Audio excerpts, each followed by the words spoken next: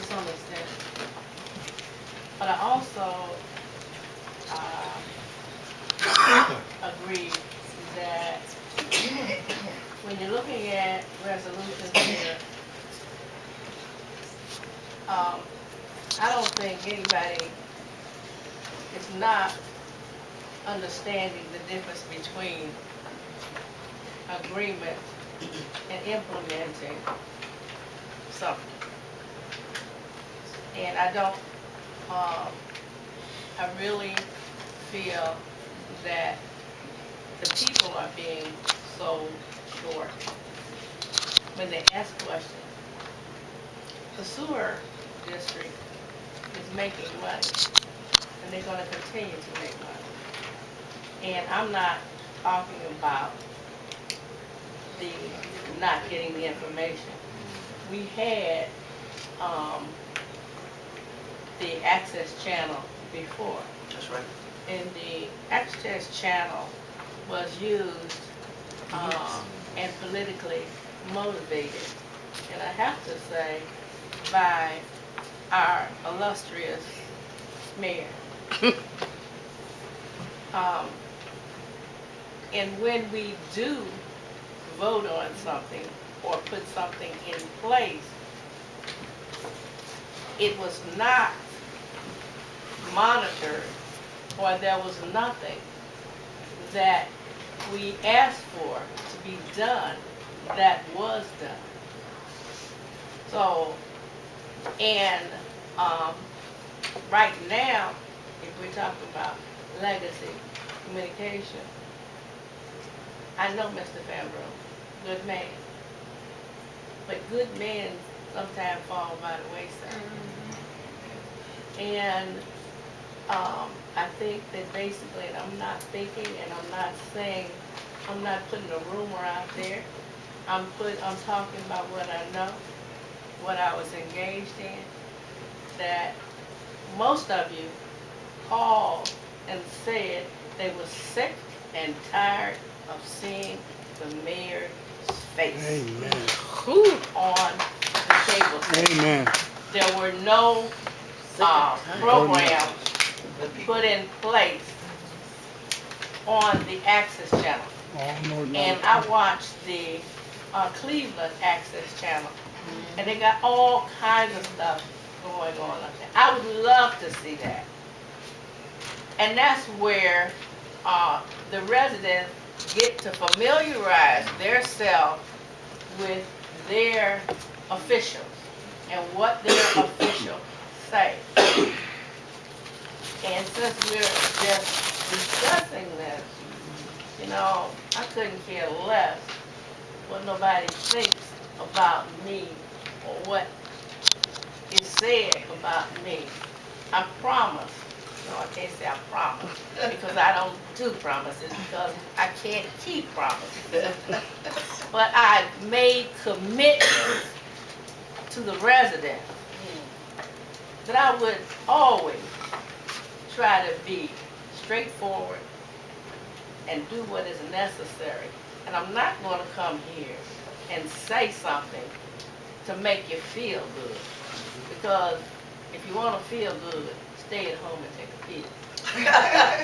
My thing is that we are here, and the new counselor will be going to a training session along with the new clerk. We're here to learn education, resonate that education out here. And again, I'm going to quote somebody. If you don't read, you can't lead.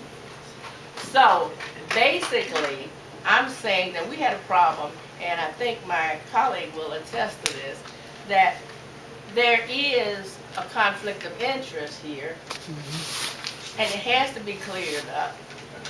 There was legislation that this council passed that said there is some equipment that has to be dealt with through legacy communication. So that legislation either has to be removed, repealed, or straightened out because it is a conflict of interest. And even a letter was written to the mayor, asking the mayor to deal with that letter and the law director. I wrote it to the law director. At that time, it was Mr. Riley. Okay? Sure will. Mr. and the mayor interceded that letter and said, don't send it. Okay? So, it stopped there. Everything is still in limbo. And like I said, Mr. Fambro's a good man. Don't have a problem. But we ride on what is a conflict of interest and what has to be straightened out. That's all I got. All right. Thank you, Councilwoman Thomas. I'd like to weigh in on this. I agree with a lot of what Councilwoman Graham stated. Information is power. Knowledge is power. Make no mistake about it. Yeah. When I saw the travesty that was put on one of the earlier recall petitions, dereliction of duty, and that's what the recall petition was about. That was $15,000 is what it cost. Okay. And thank goodness it failed. So now we have to pay that. I was at the booth yesterday voting.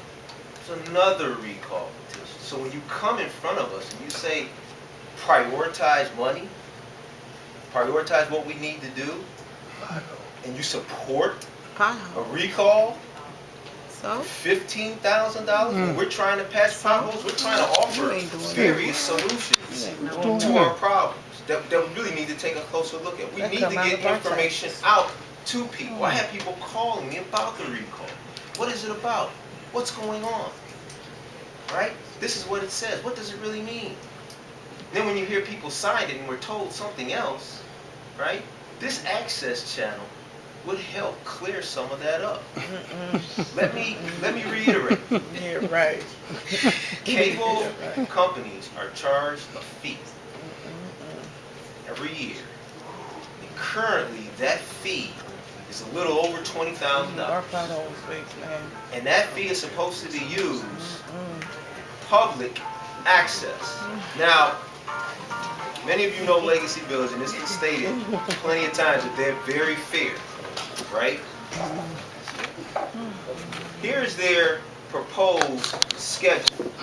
So if you look at the various colors, those are different slots. Some of them represent council's hours and what council can show during those slots. What the mayor can show during some slots. Some other slots you have the school board.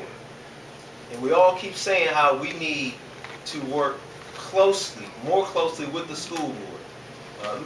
Someone shook their head, so maybe it's not the school board, maybe it's other access, which would include the school board.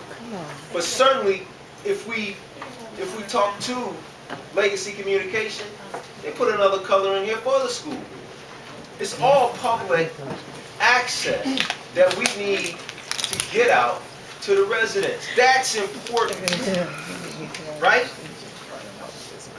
I think it's needed, and I think it's a wise choice of money that we are receiving from the cable company.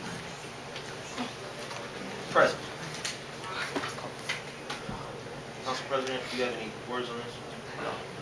I'd also like to say something else. As far as any, Come on now, we're here for a meeting. it seems as though it's any kind of bad blood that may have existed prior to the relationship with the administration or Mr. Fambro. Come on. That has nothing to do actually with what we're trying to do at this point in time. Those issues need to be addressed and they can be addressed. However, what we're trying to do now, not saying out with the old in with the new, but our mentality we can't get stuck in what took place and the bad blood that took place before, because we'll never ever grow and realize that there's something else can be done better or what have you, more productively. So whatever bad blood may have existed in prior times, even up to this day, even if it's about the equipment or those are all things that I believe that can be resolved. But I don't think that should hinder anything that we were trying to do presently and for the future. Again, if we read the proposal, The proposal that was proposed up to date has no bearing on what happened in the past, however he was commissioned, whether it was through the administration or not, whether it showed the mayor's face 24/7 or not. That's not what this proposal is. So I would urge everyone to either come to council office, speak to any one of us regarding the actual proposal, instead of just assuming that you may know what it is based on what you've heard before, just to educate yourself about that. But again, there is a need for that. And one thing, an example of why. We just introduced the Good Neighbor Ambassador program. It doesn't just deal with potholes. That was just one aspect of it. Good Neighbor Ambassador program is basically, you see a piece of litter in the street, something that needs to be taken care of, you do it. I go on a website that is supposed to be for the people, by the people, 44112. That program has totally been distorted into requiring the people, enforcing them to pay $150 to fix their potholes. So what I'm saying is that we need information out there, valid information, just that quick from the time from last week in which we introduced the program until now. You can actually go for yourself and see how it's purported on a certain website, and I'm not going to give a platform for it. You can see the disconnect. This is the very reason why. Instead of this being a good thing, looked at as a positive thing or a possible thing that we can utilize within the community, it's been taken and turned around, and some things have been said to make it seem as if it's a suspicious program. If you don't want to donate $150, if you can't, if you don't know any organizations, you're not required to. Those that are willing, that will want to step up and do that, that's what you do. If you have a lawnmower, your neighbor doesn't, share it. If you know there's a vacant lot in your area, you can cut it. That's all Good Ambassador program is. It's not being portrayed fairly, and that's just another example here recently how information can quickly change and change the climate even within this room, outside of this room, and within our own neighborhoods. Thank you. Thank you. And certainly one last point. If any of you know of anyone who can submit a proposal, we know $20,000 is a deal. If anyone knows anyone who can, we're willing to hear other proposals. Please submit your proposal. So this moves on. Thank you. I want to say something. I need to say this. I wasn't going to say it because there's discussion, but I'm going to say this. I rise to speak. This is not personal toward Legacy Communication Corporation. It's about priorities. Very simple. Now, if you're riding through the city of East Cleveland on side streets, we're not even going to talk about you.